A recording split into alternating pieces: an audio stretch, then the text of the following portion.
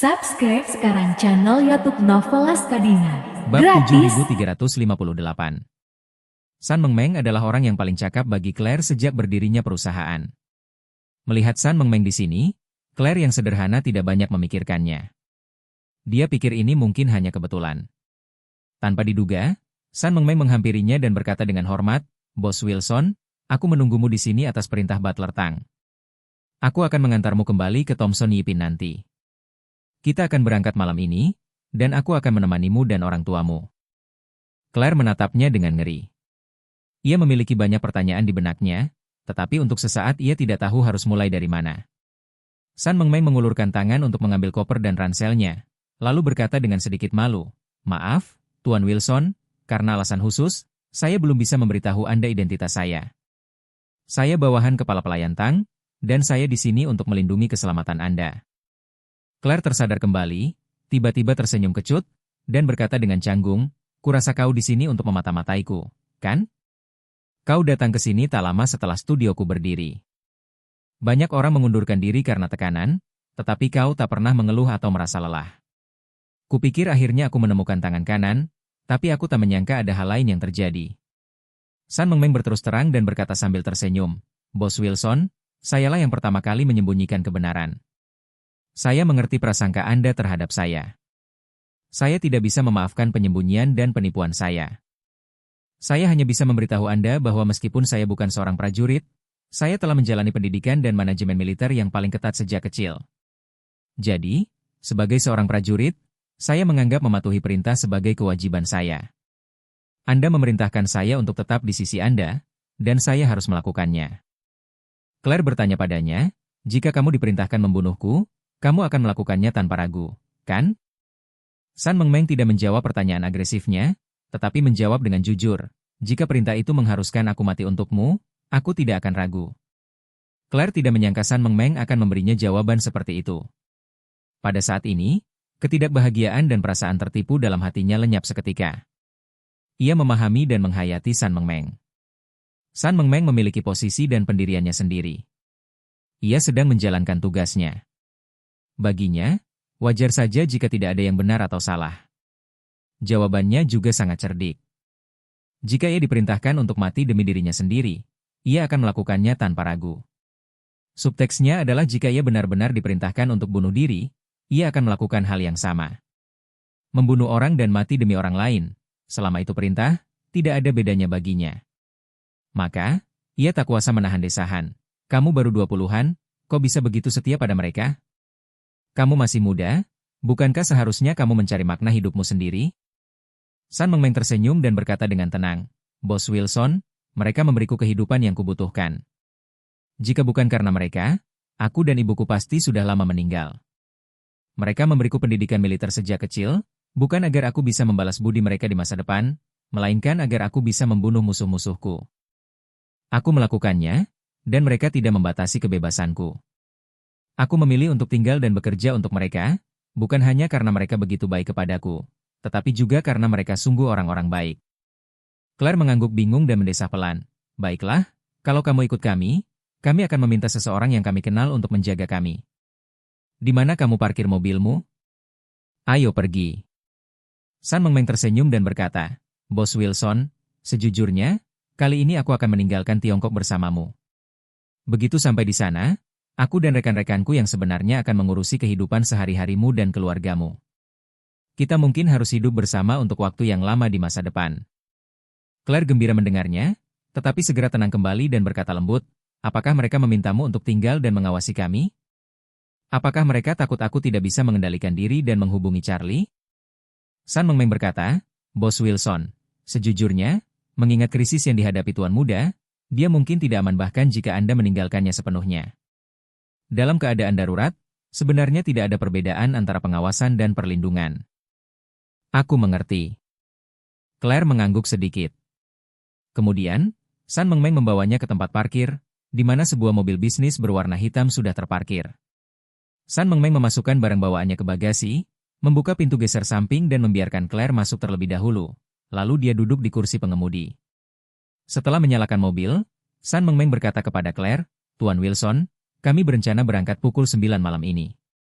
Anda dan keluarga tidak perlu membawa terlalu banyak barang, cukup bawa tas jinjing.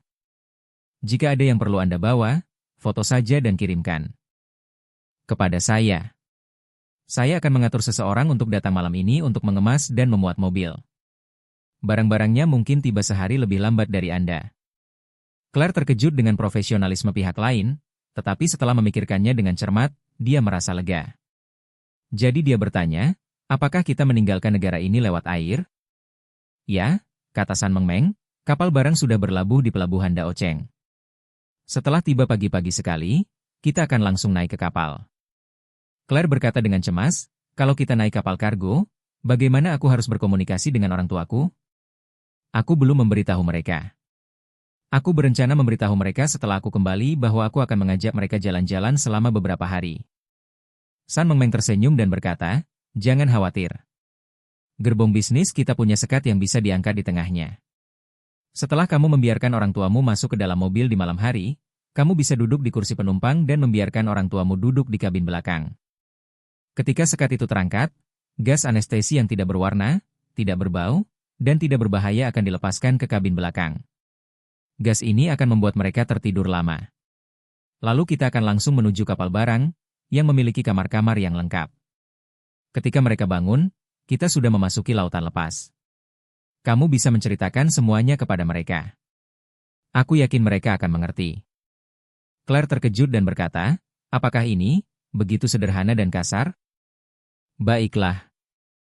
San Mengmeng berkata, ini cara terbaik. Kalau tidak, kalau mereka menyadari ada yang tidak beres di tengah jalan, atau melihat sesuatu yang tidak biasa saat naik kapal, akan sangat sulit bagimu untuk menjelaskannya. Kalau mereka menghubungi tuan muda secara diam-diam, seluruh rencana kemungkinan besar akan hancur. Aku mengerti. Meskipun Claire sederhana, dia masih bisa memahami situasi secara keseluruhan. Situasi luar biasa membutuhkan tindakan luar biasa. Mengingat kepribadian orang tua saya, jika mereka menyadari ada yang tidak beres, mereka pasti akan punya pendapat sendiri. Ayahnya tak sanggup berpisah dengan fondasi yang telah ia bangun di Asosiasi Kaligrafi dan Lukisan, serta kesombongan mengantar culinan keluar masuk setiap hari. Ibunya tak sanggup berpisah dengan rumah mewah di Thomson Yipin, apalagi dengan menantu kaya seperti Charlie. Demi Charlie, mereka tidak boleh dibiarkan membuat masalah sama sekali. Cara terbaik adalah seperti yang dikatakan San Mengmeng, yaitu membiarkan mereka tertidur di mobil dan tidur sepanjang perjalanan ke laut lepas.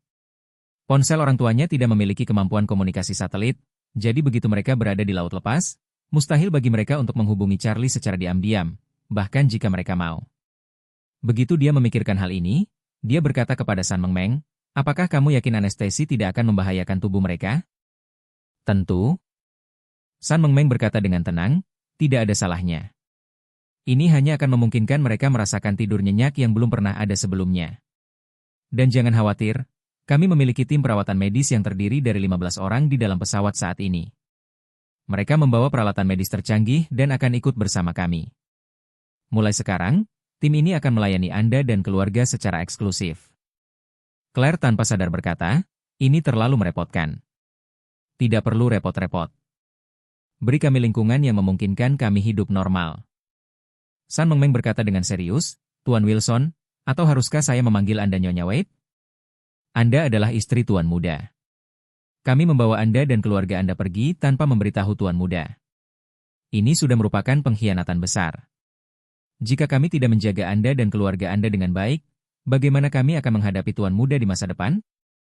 Lagi pula, bukan berarti kami tidak akan pernah mengizinkan Anda bertemu Tuan Muda. Setelah Tuan Muda menyelesaikan rencana balas dendamnya, semuanya akan diakui kepadanya, dan tidak akan ada batasan untuk kontak atau pertemuan Anda dengannya. Jika kami gagal menjaga Anda dan keluarga Anda selama periode ini, Tuan Muda pasti akan menyalahkan kami. Pada titik ini, San Mengmeng menambahkan, kami sudah mengatur segalanya untuk Anda dan keluarga di sana. Kami punya pembantu, tukang kebun, pengawal, dokter, pengemudi mobil, pengemudi kapal pesiar, pilot helikopter, bahkan instruktur golf, tenis, menyelam, dan yoga. Mereka semua bekerja penuh waktu, dan kami telah melatih mereka selama bertahun-tahun. Anda dan keluarga tidak perlu khawatir tentang makanan, pakaian, tempat tinggal, transportasi, hiburan, atau kesehatan begitu Anda tiba di sana. Claire berseru, ini sungguh buang-buang uang. Semua uang yang dihabiskan adalah milik Charlie. Aku benar-benar tidak tahan. San Mengmeng tersenyum dan berkata, "Jangan khawatir, Nyonya. Uang sebanyak ini hanyalah setetes air di lautan bagi Tuan Muda. Begini saja, uang yang Tuan Muda hasilkan dalam sehari sudah cukup bagi Anda dan keluarga untuk hidup dengan standar tertinggi seumur hidup." Claire terkejut ketika mendengar ini. Namun San Mengmeng tidak bercanda. Dia bahkan sedikit konservatif. Kemampuan Charlie menghasilkan uang tidak dapat diukur dengan pemikiran bisnis konvensional. Ia sengaja berkata terus terang kepada Claire, "Nyonya, sebenarnya, Tuan Muda bukan hanya pewaris keluarga Wade, juga bukan hanya cucu keluargaan. Beliau adalah bos terbesar perusahaan pelayaran sebesar Yisu Shipping.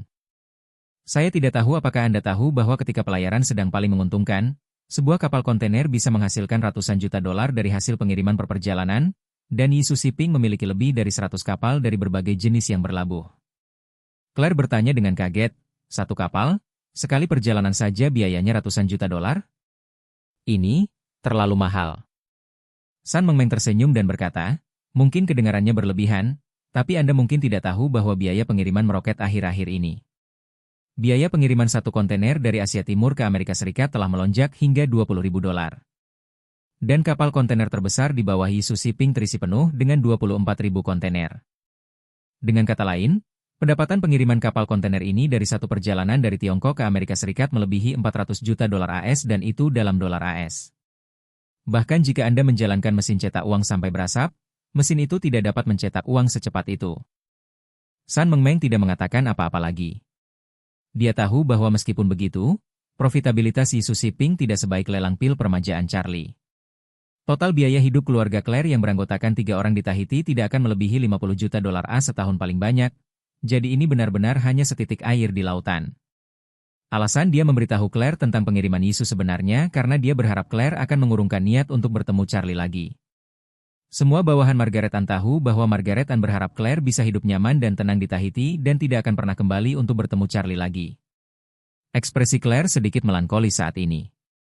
Ia semakin menyadari bahwa jarak antara dirinya dan Charlie tak terbayangkan besarnya. Setelah terdiam sejenak, dia berkata, "Ikuti saja rencanamu.